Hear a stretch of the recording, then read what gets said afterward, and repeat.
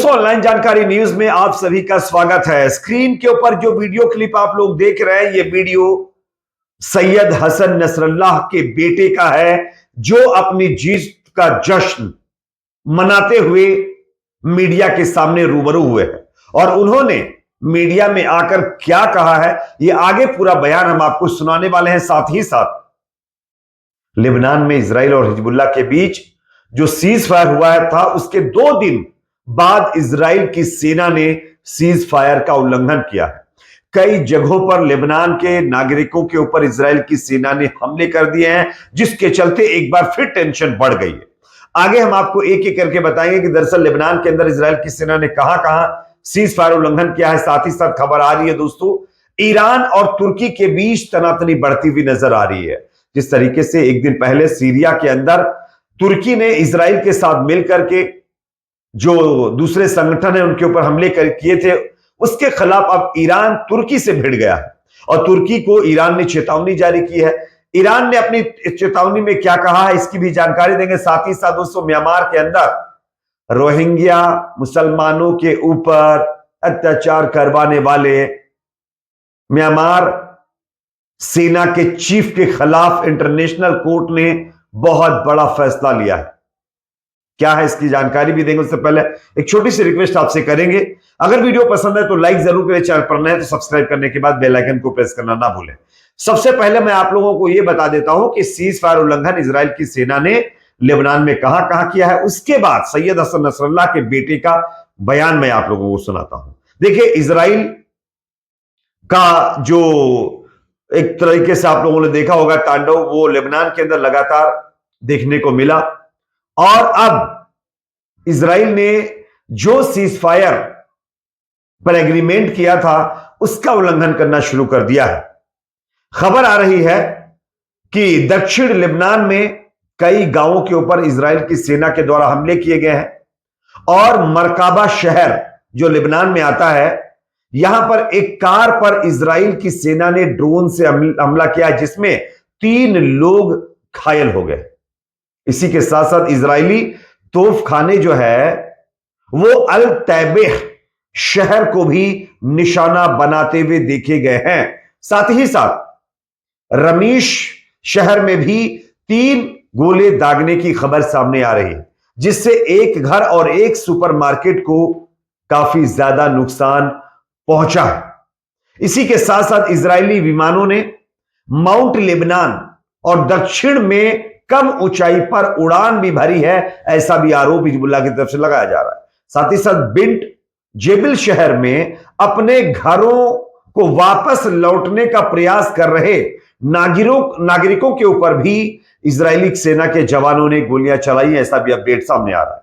और एक Israeli tank ने 2 गोले से कफर शोबा के बाहरी इलाके को निशाना बनाया है। ये कुछ न्यूज नेटवर्क की खबर मैं आप लोगों को दिखा रहा हूं। तो आप देख सकते हैं इजराइल की सेना का दोगलापन, जो सीज फायर पर एग्रीमेंट करती है और उसके 2 दिन बाद आप देख सकते हैं किस तरीके से अपनी नापाक हरकतों को अंजाम देती हुई नजर आती है। इसलिए हिजबुल्लाह और तमाम लोगों की तरफ से कहा जा रहा था कि इजराइल के ऊपर उनको भरोसा नहीं होता है, और हिजबुल्लाह ने अपने लड़ाकों को अभी भी जो एक लाइन होती है वहां से पीछे नहीं ज्यादा हटाया है, क्योंकि हिजबुल्लाह को पता है कि इजराइल कभी भी कुछ भी कर सकता है, उसकी बातों पे भरोसा नहीं है और उसकी शुरुआत हो चुकी है। अब मैं आपको दूसरा एक और अपडेट देने वाला हूं, जो कि सैयद हसन नसरल्लाह के बेटे के बयान से जुड़ा हुआ। आप सब जानते होंगे कि Hezbollah chief Syed Hassan Nasrallah इस दुनिया में नहीं रहे, वो शहीद हो गए, लेकिन उनके बेटे का वीडियो वायरल हो रहा है, क्योंकि लेबनान के अंदर सीज फायर के बाद लेबनानी लोग जश्न मना रहे हैं। और इसी जश्न को मनाते हुए सैयद हसन नसरल्लाह के बेटे मीडिया के सामने आते हैं। क्या उनका कहना, जरा सुनिए, उसके बाद इसकी चर्चा करते हैं।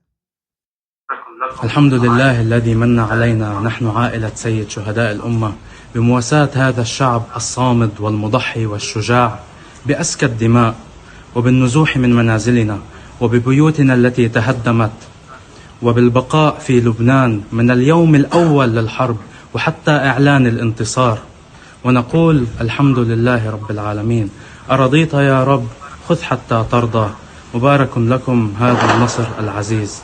तो जैसा कि दोस्तों आप लोगों ने स्क्रीन के ऊपर ये वीडियो देख लिया है, ये हसन नसरुल्लाह के बेटे हैं।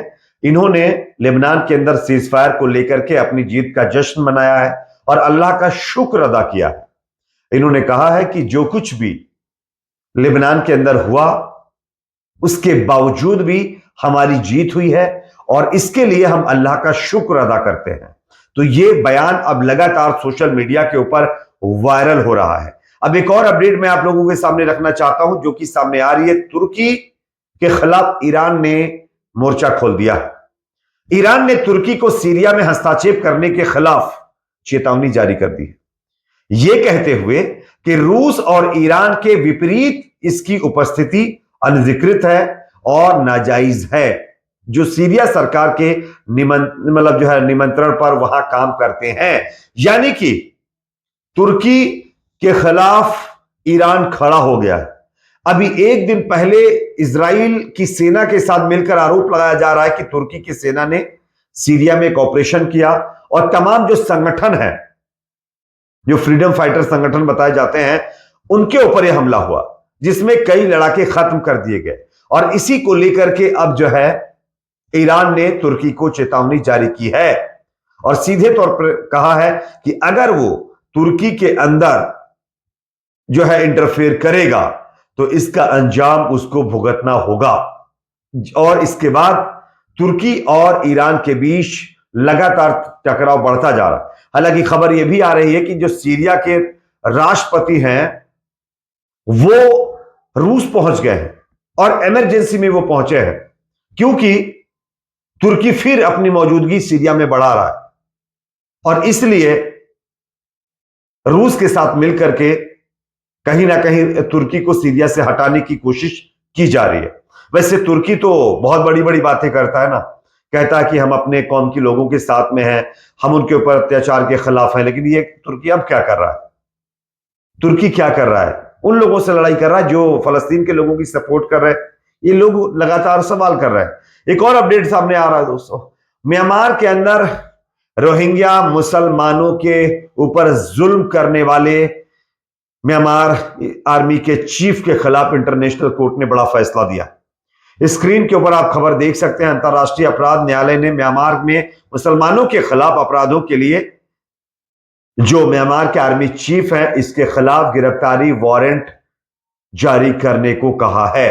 यानी कि अब म्यांमार का यह आर्मी चीफ भी कहीं ना कहीं कानून के शिकंजे में आ चुका है और इसके खिलाफ इंटरनेशनल कोर्ट ने अरेस्ट वारंट जारी किया है, क्योंकि म्यांमार के अंदर मुसलमानों के खिलाफ किस तरीके की चीजें हुई हैं ये किसी को बताने की जरूरत नहीं है। अगर मैं रिपोर्ट की बात करूं तो इसी साल कुछ महीनों पहले यहां पर देखिए अराकान और इसके साथ साथ रखाइन जैसे इलाकों में लगभग 200 से ज्यादा रोहिंग्या मुसलमानों को खत्म कर दिया गया था और उसके जुल्म में अब इस व्यक्ति के खिलाफ कोर्ट ने आदेश दिया।